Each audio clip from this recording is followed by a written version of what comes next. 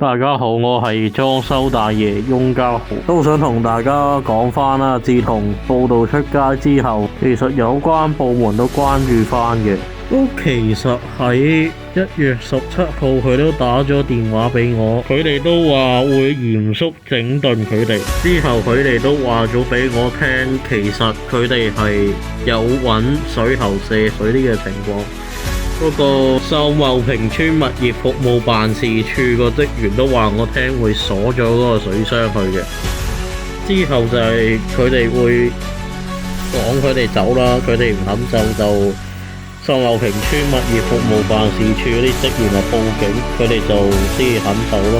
之後就係有所減少嘅，其實嗰個秀明道70號基督教聖約教會堅立小學空地休憩處嗰度，其實由10幾架去到1架啦，喺嗰個位置就係。之後喺秀明道四周圍都係有裝住紙皮嘅鐵籠車喺度阻街啦。其實不過秀茂坪商場附近嘅範圍其實都係冇鐵籠車嘅，係冇鐵籠車同埋紙皮嘅，就係咁，好安全，好相信。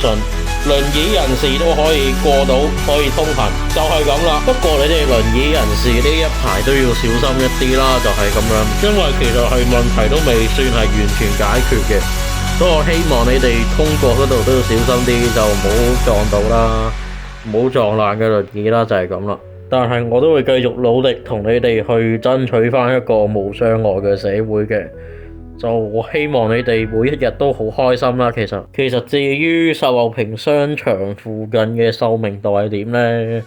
就有一個好消息嘅，都係一架鐵籠車都冇啦。但係同樣都係要小心啲啦。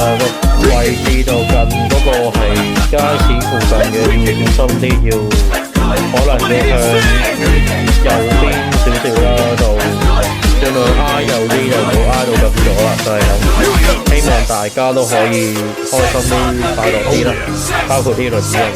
個情況就係我啱啱影嘅嗰個相啊，都非常好安全，都冇一架鐵籠車喺度擺住，冇一架裝住紙皮嘅鐵籠車啦，就係咁啦。當然啦，其實我會繼續同你哋爭取一個無障礙嘅環境嘅，無障礙嘅社會嘅，要注意一下就係有啲小販嘅情況啦。就2檔嘅啫，一檔就近住嗰個麥當勞啦，的士站嗰度，秀明道嚟嘅，房主同埋食環嘅範圍，小心啲，唔好撞到啦。其實另外就係民政事務處對出嗰個位就係有一個賣橙嘅小販嘅，小心啲佢。